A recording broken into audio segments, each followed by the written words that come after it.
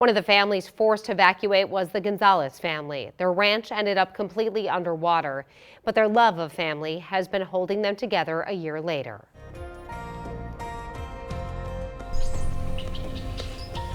You see it on the news, you see it happen in other places, but when it actually happens, you just can't believe it. It's just unreal. It almost looked like it was fake, Photoshop. It's like, this can't happen here, you know, but it does.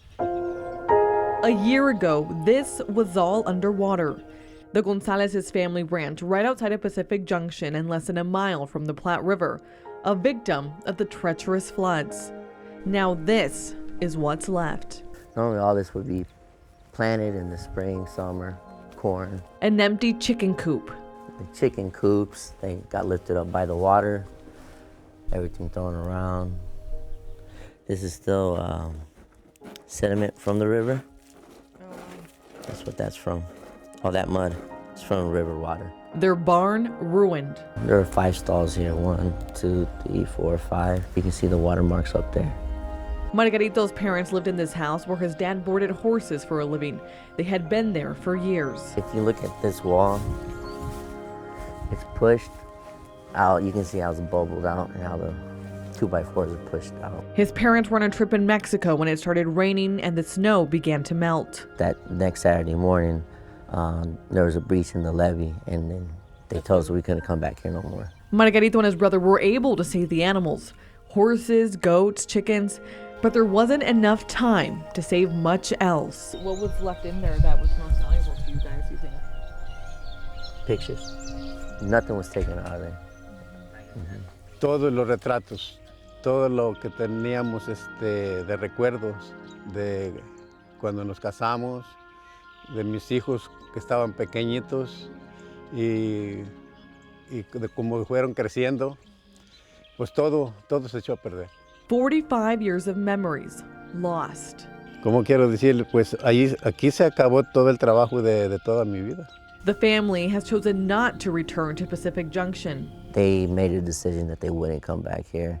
One is, you know, going through this again, and the second is just my mom has leukemia, so health-wise, it wouldn't be healthy for her. Instead, they chose to go through FEMA's buyout program and hope to rebuild somewhere in Mills County on the east side of I-29.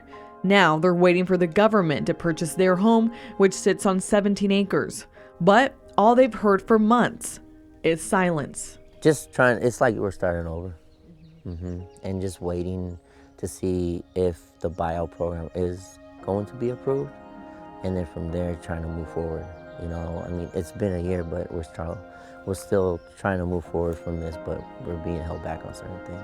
They, like many families, have had their homes appraised, and for much less of its value, according to Margarito. They were supposed to get approved and their money in March. If they're not going to help out, just say no. This way we can just move forward with it. It's just getting that final yes or that final no. And then for them to keep pushing it back for another, 2 to 3 months. When May gets here or April gets here, are they going to say, well, not until July or August? You know, how much longer is it going to have to be? Although the Gonzalez family has been able to find temporary housing. Tenemos casa, tenemos cocina, tenemos camas donde dormir, una televisión que mirar. Estamos bien ahorita ya. The family is hoping to close the door on this devastating chapter of their lives. Pues es muy duro. La verdad no se lo deseo a nadie, porque esto es una cosa de repente que pierde todo, ¿verdad? Y es una experiencia pues muy fuerte. And hope to rebuild a new home and a new life. Maya Signs reporting. Margarito's family received a letter from the county just a few days ago saying the buyouts in Mills County should get approval in the next 30 days. He hopes that does happen.